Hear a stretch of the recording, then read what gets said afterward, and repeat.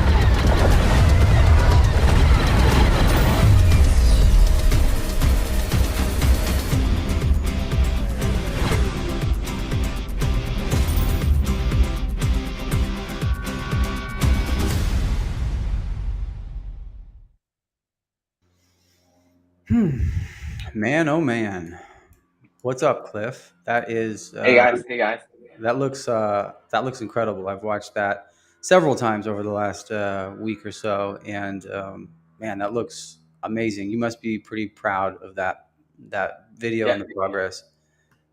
yeah, thanks, man. Yeah. Well, it's good to have you here. I'm glad to have you back. Talk about the game, talk about the progress, talk about the growth of your community and like the Avalanche gaming sector in general. There's been a lot happening here since you launched, and kind of thinking about it. Imperium was and is one of like the early efforts here on Avalanche. You guys really were able to get it out early and first and sort of launch and see the potential here. So I think that you guys have a pretty unique perspective at this point because crypto moves really fast. So want to dig into some of that and just have a talk about everything that's been going on. So we Sure. appreciate everyone that's jumping in here, and for anyone that maybe doesn't know or hasn't heard it or wants to hear it again, could you just tell us about Imperium Empires? What drove you to build this game, and what were you looking to solve in gaming with it? Sure. So basically, Imperium Empires is the first AAA quality space metaverse and Avalanche. So we're funded by the Avalanche Foundation as well as a All-Star BC's kind of like we have GBV Capital and 3Ls Capital as our investors. So basically, the reason why we're building this project is we saw that there are a lot of problems in the blockchain gaming space that we're trying to solve. So of course, we spotted basically four major problems. So first is that a lot of the blockchain games out there, you basically see very limited graphics like gameplay. So simply put, there's basically no fun of playing these games. And that's why we actually want to build a game that is really fun for players to enjoy the gameplay as well. Because I think a lot of people are using the term play to earn. But at the end of the day, if everyone is playing the game for the sake of earning these tokens and then they get dump the tokens afterwards, then after all, the economics model of the game is not going to be sustainable. So that's why we really want to try to revolutionize the play to earn model so that people are playing a game just like how you enjoy playing any kind of games that you play on PC and mobile. So that is the first problem that we're trying to solve, one of the biggest problems as well. And secondly, of course, it's a hyperinflationary NFT supply model. Because if you look at the first batch of NFT games out there, like Axie Infinity or other games, that as long as they have a breeding mechanism, then there's actually a huge problem where there's no cap on the NFT supply. And the NFTs, because they have this fully play to earn model where you play the game just for the sake of earning their in-game currency. So at the end of the day, it's like the NFT supply as it grows, that also means the emission of the token as well. So either that's going to result in a tank of the token price, because the only utility of the token is only for breeding more NFT, which is kind of toxic to the whole tokenomics model. So that's why we try to solve this problem by really embedding a deflationary NFT supply model into our game, where we just divide our universe into these different zones, and then in some of the zones where it involves these hardcore PvP battles, your spaceship can actually be destroyed or damaged. So if it's damaged, you have to pay some of the in-game currency token, which is our IMC token, to have it repaired. And destroyed, then you have to kind of buy another NFT again to continue to play the game. So with this NFT burn mechanism, we just making sure that there is a cap on the NFT supply, as well as the NFT supply will stay kind of rather constant, even if we have a natural growth of the NFT supply as more players going to join into our game. And of course, the last problem that we're trying to solve is actually the kind of guild-based gameplay, because we have a very unique team to earn model where guild is actually centric to our whole gameplay. So in order to really fully enjoy the Imperium Empires game, you basically either have to start a guild or join a guild, because we believe that gaming is essentially a social experience where the reason why you're spending so much time to play a game, it's like you're enjoying the time playing along with your friends. So if it's like a single player or one versus one PvP game, so you wouldn't spend so much time playing the game. A lot of these blockchain games out there is like doing a part-time job. Like every day you just go in and then you spend a few, like half an hour to click 5 buttons. So that is definitely not the way to go. The reason why you see a lot of the games that are very famous games that involve guild, like very good guild dynamics, like World of Warcraft, EVE Online, is because they have a very sophisticated guild system where even after many years after release, there is still a very large player base because these guild members, they have this personal connection with one another. So that's why our team to earn model also going to make sure that players actually playing the game alongside with their friends. They have these memories that they build together, so they're going to continue to be sticky with our game. So we focus much more on player retention by just rather than just player acquisition. Yeah, that's very cool. So if the in-game kind of guild architecture, that's like pretty novel. If a player is like, they want to play the game and they don't have necessarily a group of friends they want to play with, I'm assuming pretty easy for them to join in a guild in the game, link up with other people and get that full game experience. Yeah. So starting a guild or joining a guild in our game is going to be pretty easy. So we're going to make our own official guild management system. Yeah. So as long as you stake certain amount of IME tokens, then you will be able to start a guild and join a guild. Of course, if you want to level up your guild, because every guild is going to have their own technology tree as well.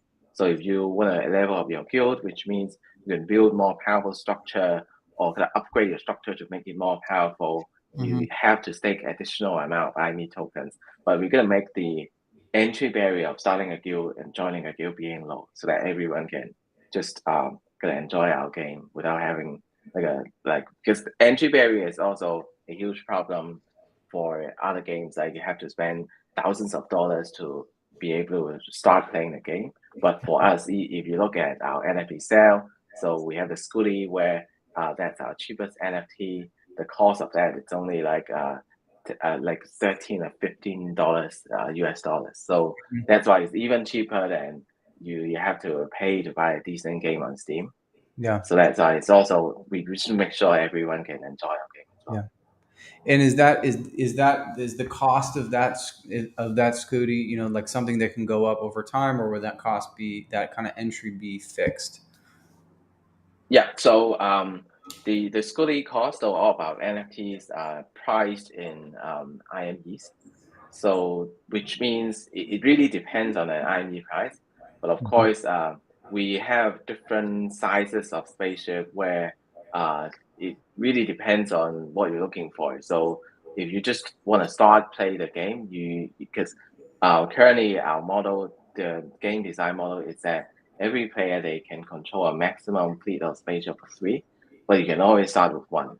So the cost is always going to be affordable, but of course not like even even in the event that IME goes up a lot, there are also going to be more spaceship coming that will make sure that if we have a lot of players coming in, then there are going to be some of the models that we're selling to make sure that the entry barrier, the entry cost of our game is affordable.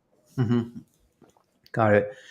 And, like we kind of mentioned before, the like crypto just moves so incredibly fast. And when you guys launched, gaming on Avalanche, and it wasn't that long ago, was not as popular as it is flash forward to today. And so in that time, like you've seen a lot of new games like announce and kind of like start to roll out and, look at Avalanche and its technologies. And we are developing our own, GameFi sector here on Avalanche. So I'm just kind of curious, like, what do you think about that? What are you noticing? Are there any games like maybe you're excited about? Any trends that you've seen that are interesting? Just like you guys really were early, and I'm kind of curious about what your observations are about what's transpired since. Yeah, I mean, there's actually, I'm actually very glad to see that there are high quality studios that are kind of coming into the Avalanche space and building a GameFi project here. Because if you look across different protocols, I think even if there are a lot other games building on other protocols like BSC or Polygon, but if you look at the quality of games that are building on Avalanche, it actually make a huge difference. So it's really good to see that a lot of these high quality teams and high quality studios, they actually see the potential of the Avalanche ecosystem and choose to build their game here. Because I think for the commitment of the studio, kind of picking the right blockchain to build on, is actually a long-term commitment. Yeah. That you really have to stick with the ecosystem and integrate with that. So especially if you really want to build a high quality project, usually going to take more than a year or 2 years, 3 years to do that. So having seen the commitment of other high quality teams building on Avalanche, I think it proves that Avalanche is really going to be the future for gaming projects to build on. Yeah. Yeah, it certainly like wasn't the first to kind of catch some of the wave, but I have get to talk to a lot of teams, and a lot of them are gaming teams, and Avalanche really is becoming the most interesting, like sustainable destination for a lot of these teams looking at it. Like there are other ecosystems that kind of had some interesting games, but it just doesn't feel like they've been able to persist with that. And it's really exciting, the quality of gaming teams that are kind of following along on really what I believe like the trend that you and a couple others started. You really were kind of first. So yeah, that's cool. We were talking with Jackson from Ascenders the other day, and it's funny because you and him actually, we're both former lawyers that love games that decided to make games. I love that. I don't know what that is, but it's just there's really intelligent people looking at this stuff, and that excites us because that means we have good teams, good people to work with around this stuff. So give us an update, like what's gone on since you launched. I know you guys did release some gameplay footage. What else has been going on? Yeah, so we basically started our NFT sale back in February. There were some hiccups at the beginning, but we made a lot of improvements from that experience. So we recently onboarded our chief blockchain architect, where we kind of convert all the sale mechanism into a blockchain-based, kind of smart contract-based selling. So after that, everything has been smooth. So we have been selling 4 spaceship models in our Genesis NFT sale, and 3 of them are already sold out. So there are still a couple. I think over 19% of the NFT that we're trying to sell already sold out. So there is still a couple of goodies left. So yeah, that's on the side of our NFT sale. And in terms of what's going to be coming this quarter, because if you look at our roadmap, they're basically going to be the NFT marketplace. So currently, the NFT sale, the NFT that we've sold, it's only going to be available on the primary market. But towards the end of Q1, which is the end of this month, we basically going to have our NFT marketplace. So for those who have purchased our NFTs, they will be able to trade that on the secondary market. So that's something that also going to be delivering this month, because we also going to look at the UI of our NFT marketplace. We listen to the community feedback. Yeah. So some of them actually raised the concern that, I want to be able to filter the different stats, because every spaceship we actually have a different stats level where it's actually subject to a gacha system. So when you buy the NFTs, there's like a randomization function where it's going to depend on whether you're lucky enough. So if you're lucky enough, you get all these stats like SSS, then that's going to be the most powerful spaceship of that model. So when you buy the NFTs on our marketplace, you'll also be able to filter that if you have a certain level of stats that you're specifically looking for. Yeah. So that's the NFT marketplace. And of course, what's more exciting is also our pre-alpha game demo. So the registration of that is going to start in a week or two. And then we slowly ramp up the number of people that could be able to join our pre-alpha game demo. Very cool. So with the NFT market, the NFT sale going on right now. So say I'm a player, I'm interested in playing the game when it comes out, and I haven't purchased any NFTs, and I want to, and I go there. How should I be thinking about acquiring what I need to be a competitive guild member? What's the best way to be thinking about this? How do I gear up and get what I need to play? Yeah. So we actually, for every spaceship model, it's actually going to be used for a different purpose. So maybe, of course, we only selling 4 spaceship model, where 3 of them have already sold out. But of course, we're going to have some future model as well. So when you build a team, as I mentioned before, you can have a maximum of 3 spaceships that you can control. So you need to think about your play style as well, whether you're going to focus more on the PVE aspect, for example, the echelon mining aspect, or you actually really want to go with the PvP side. So if you want to go with the PvP side, you're gonna need more power spaceship.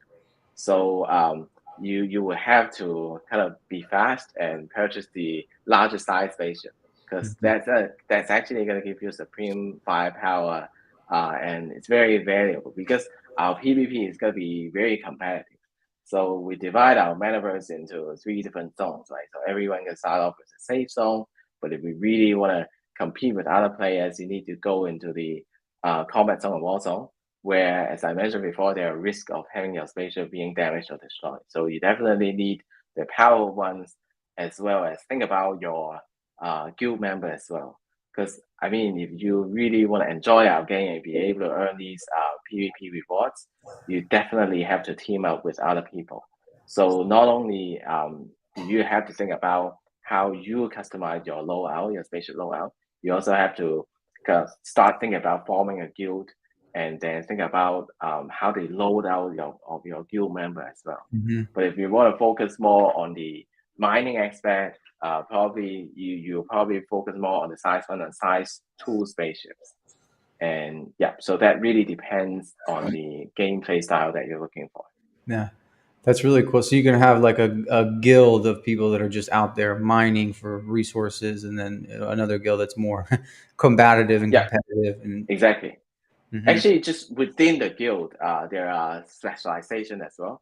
So some of the guild members, they may be more focused on the mining aspects. So that you're gonna gather the resources needed for you to kind of upgrade your guild structure, and then to make it more powerful, to provide more support. The other guild members actually going to focus more on the combat aspect. So that's why, in terms of the spaceship that you need, just make sure that you start thinking about coordination among your guild member as well. That's crazy. What's the minimum guild size, and how big can they get? Yeah. So currently, we are still designing the detailed guild mechanism. So you can imagine that the maximum guild size is going to be around 100 or 200 guild members, and but the starting guild, maybe you can think about maybe that's going to be around 5 to 10 guild members. Yeah, that's wild. Like a 200-person Imperium Empires spaceship guild. It's very, Yeah. very cool. Yeah, but actually, there are alliances that you can also form between guilds. So even if you're a small guild, it's actually not going to come to a case where this enormous, gigantic guild is going to occupy all the region in the metaverse, because it's always open for the guilds to form alliances with one another, and then it's definitely not the case that small guilds can't compete with the larger guilds. Yeah, interesting. Well, I don't know how much you can talk about that, but I'm just kind of curious with the alliances between guilds, at least conceptually, outside of like more is better. Are there like economic incentives, between for aligning yourselves with other guilds? Yeah, definitely. So how the gameplay work in the combat zone and war zone is essentially kind of zone control. So there are different these land sectors that you can find in the combat zone and war zone, and then the objective of the players actually go there, fight with other guilds, and occupy these zones. And these zones are going to give you rare resources and economics that also feedback with in terms of supporting your guild to become more powerful. And then we have a scoring system as well. So in the combat zone of Warsaw, whenever you occupy a region or whenever you take out other players, there's a score that we will calculate, and then at the end of each season, because it's actually the players will be competing on a seasonal tournament basis. So at the end of each season, we'll calculate the score for each guild, and then the guild that make up to the top leaderboard, they'll be rewarded with IME tokens. So yeah, that is the kind of the alliances that we're thinking about. Is that in terms of the economics or the zone control, you can actually share control with your alliance member as well. But as to the details of that, we'll publish more details when it's close to the alpha game that we're going to release in Q2. Yeah, got it. And do you know how long those seasons are? It's usually going to be a month or two. So it's going to be on a rolling basis. So we're going to do one season, maybe it lasts for 1 month. And during that season, we will also slowly start the season 2 as well, because we going to make sure that not everyone going to flock into one season, and Right. then if there's one single cutoff date, then it makes it unfair that the larger guilds, they all going to flock into the new season and then just continue their power there. Yeah. So that's why we have been thinking about this, and the seasons, it's going to be held on a rolling basis.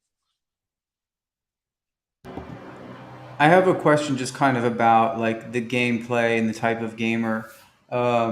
Just kind of based on what you're saying now, like, is there room in Imperium Empires for someone that maybe doesn't want to be at the top of the leaderboard? Obviously wants to be a part of a guild, but it's not so competitive necessarily, but they're still sort of earning and enjoying the game and just kind of like playing as opposed to competing. Yeah. So as I mentioned before, apart from the PvP aspect, there are also going to be PvE aspect, where you can actually be mining resources for your guild, or you can actually be playing some of these missions in the universe, where it's also going to give you the rewards, the play to earn rewards. So that's a PvE side of things that you can always enjoy. Because there are definitely going to be players that are not the kind of players that really want to do this play style where compete with other players, destroy other players. So there's also kind of more casual gameplay from the PvE aspect. And of course, we actually gonna have a model where if you really want to avoid the PvP aspect, you can just follow whatever the guild leader is doing. So yeah, if you trust your guild leader and he's a good player, just kind of follow his command, and then he or she will be able to play the game for you. Yeah, that's kind of like my style. I have ultimate trust in my guild leader, and I just want to do some meditative space mining on my own. I thought you actually gonna start a guild and build a guild. Maybe I will. Maybe I'll get sucked into it. Yeah, it's awesome how like dynamic it is. I think it supports a lot of different kinds of gameplays and different kinds of people, and it just feels like this really impressive system, well thought out system that's really gonna handle growth well. Um, the gameplay footage that we actually played in the beginning of this video that came out not too long ago. It looks Yeah. great. It is kind of like a work in progress. So I want to understand, how close is this to like the final product? What does that work in progress mean? And just give like people insights into like the game development process. Like what is that? What are we looking at? And how far away is it? Sure. So basically, that's what the front end is going to look like. But apart from kind of develop the front end aspect of the game, which are the visuals that you saw in the gameplay, there are still a lot of architecture and design that we're doing on the back end, which means the game server side of things. Because essentially we are an MMO game, so we're going to have a lot of players playing the game at the same time. So there are a lot of data sending back and forth to our game server. So we also need to make sure that the game server, the backend architecture are robust enough. So that's the main reason why we're doing the pre-alpha game demo before the alpha game release. So the pre-alpha game release is not going to be as complete as you've seen in the game demo. As you've seen in the alpha footage that we've released. And the reason why we want to release the pre-alpha game demo is not only we want to give a taste for our community to see what our game is look like, because Yeah. there are very few games out there that can actually release a playable game to their community just a few months after the project launched. So we are one of the few ones that can do that. But at the same time, we want to test out the connection on the backend as well to make Yeah. sure that it's robust enough. And when we release our alpha game demo in Q2, we also will be testing out some of the economics as well. So yeah, that the backend we're also progressing well in terms of that, and we actually gonna have a dev blog where we provide updates as for you guys to have a glimpse as to what we're developing in the backend as well. Awesome. And how's the like marketing and community management going? You guys had like these kind of like unique community ambassadors, and there was Candace who swept the internet, and like how's that kind Yeah. of going and growing? And I'm wondering like how you feel like that's going to help the game launch at this point. Yeah.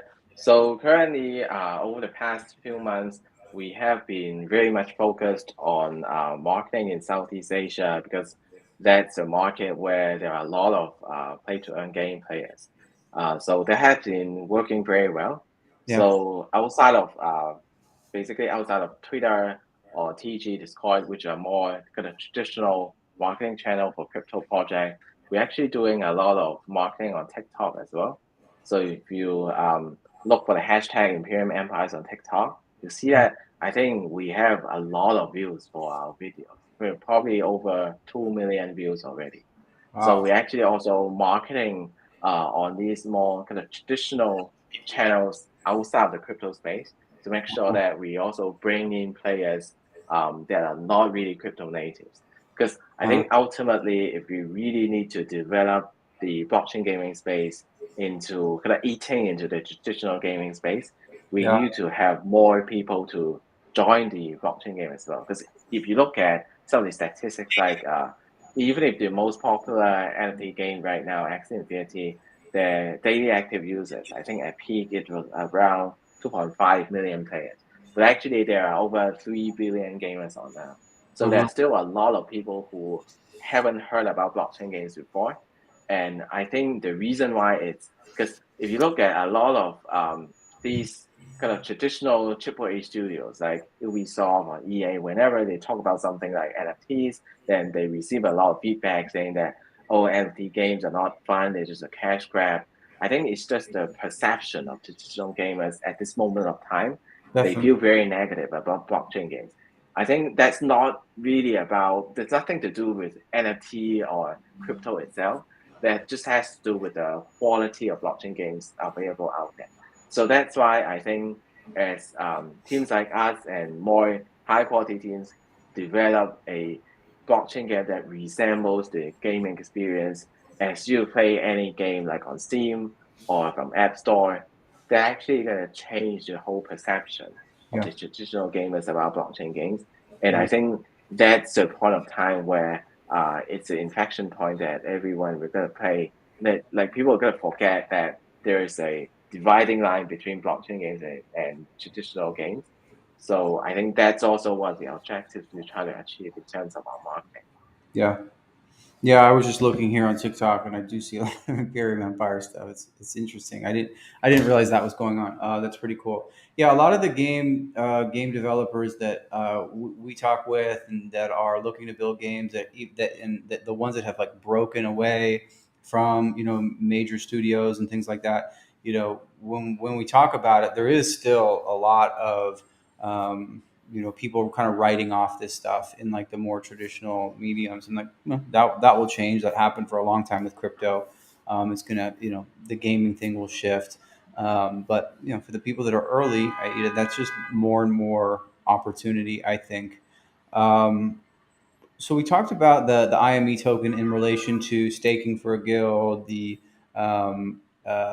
NFT sales, earning. But let's just kind of go back and drill down on the IME token and its utility. Yeah, yeah. What's its purpose? Sure. So for the spaceship that you guys purchase, there are going to be actually a lot of customization options.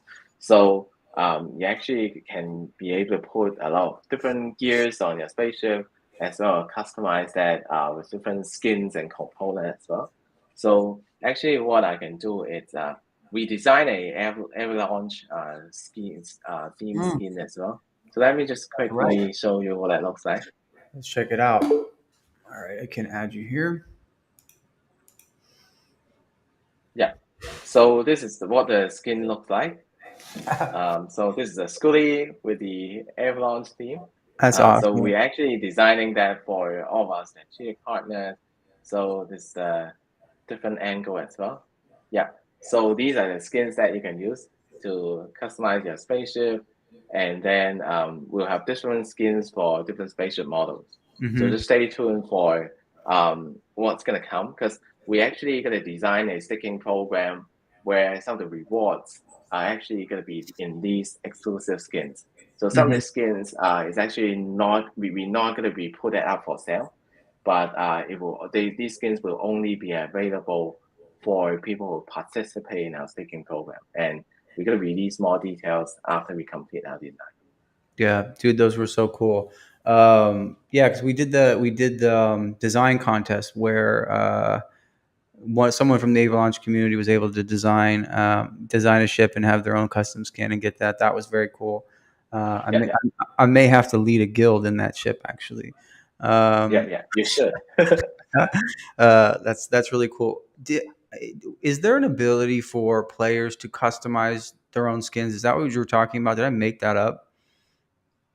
Uh, Currently, we thought about that before, but Uh-huh. the problem is because all of our spaceship it's are these like 3D high poly models where if you want to customize and paint different colors on that, Yeah. it's actually going to be quite difficult to do that. So in Right. the beginning, we won't have that feature yet, but we'll continue to look into it. If Yeah. everyone really want to have that, Yeah. then we will think about that. Yeah, it's a cool idea. You definitely don't want like a bunch of potato chips flying around, Yeah, although that kind of exactly. kind of breaks the experience a little bit. Although, it'd be funny, but yeah, it kind of pulls you out of the thing, I think. Um, that's funny. So the pre-alpha, that's coming in like what, 1 to 2 weeks, is that right? Yeah. So we can start the registration in 1 or 2 weeks, Mm-hmm. and then the pre-alpha we're gonna see how many of our community is to register, and then we will pick a few of them to start trying the pre-alpha first, because just make sure that we don't have a lot of bugs before, because we want to gradually ramp up the number of people that will be able to play the pre-alpha. Just make sure that it's complete enough for people to enjoy, kind of have a sneak peek of what a game looks like. Mm-hmm. And so, for anyone listening, who is that pre-alpha registration for? Is it like restricted to the community? Like who's able to sign up, and how do they do that? Yeah. So one of the condition is you definitely need to hold one of our Genesis NFTs if you want to participate in the pre-alpha. And then we also gonna have a registration page. So that page is gonna be what the pages. We're gonna update our website as well. So just go on to the NFT Mint website, and then there will be a pre-alpha registration page where you have to connect your account that Mm-hmm. you've created for the NFT sale, Mm-hmm. and also connect of a few of your social to increase your chance. So yeah, we're gonna release more details when it comes out. Cool. And the NFT marketplace, how long do you anticipate that might take? I think in a few weeks. So we are already pretty close to final in terms of the design. We're just doing the implementation at the same time. So yeah, it will be kind of upgrading our existing main page and convert it into a marketplace. Mm-hmm. And I think yeah, we can deliver that in a few weeks time. Cool. Okay, cool. Well, we did manage to cover a lot. Like my last kind of question here is there anything else coming in the next few quarters that we haven't talked about? Yeah. So we talk about the alpha that's coming in Q2, but at the same time, we will also have the official guild management system. So that's something I cover. But we actually also gonna have a scholar management system as well. So you talked about a little bit like whether it's possible that you can actually be more have these more kind of casual or idle style gameplay for so basically, for the NFT owners, we're gonna have a scholarship model where you can actually lend out your spaceship for other people to play it and kind of earn it for you. Mm-hmm. So it's just that for us, we believe that the scholar management is actually also an integral part to our game. So we will have an official system for you to easily onboard the scholars and also kind of monitor the performance and manage them as well. So you can set up the kind of ratio that you want to split in terms Mm-hmm. of play to earn rewards, and also restrict the scholars from, because some of the NFT owners, we have this question from time to time saying that what if I delegate my spaceship to my scholar who will Yeah. go into the war zone, the combat zone, and have it destroyed? But what you can do in our scholar management system is that you can restrict the zone that the scholar will be able to manage, will be able to go into. So you can have him or her to only be able to play in the safe zone Mm. if you have that concern. So there are a lot of functions that you will see in the scholar management system. Basically, it's for you to just easily land out your spaceship and then have the scholar to earn it for you and monitor its performance. Also, kind of filter what kind of scholars that you're looking for. Yeah. Because even for the guilds, they may be able to look for a particular play style, particular player. For example, you just want to look at players that are particularly strong on the PvP aspect. And because you basically going to be aiming for these most competitive rewards in the combat zone and war zone, so you can also do that, kind of filter the different people who are applying for scholarship in our scholar management system. Mm-hmm. Very cool. Um, well, we have maybe one or two questions here in the chat that I think might be interesting. One of them was around guild management, which you kind of went into. Yeah. And let's see. I'll just put it up here. Some of this we've covered, but there's like kind of some interesting points in here. Um, so he says, "Can you please tell us more about guild management? Who will be the leader? What kind of rights will members have?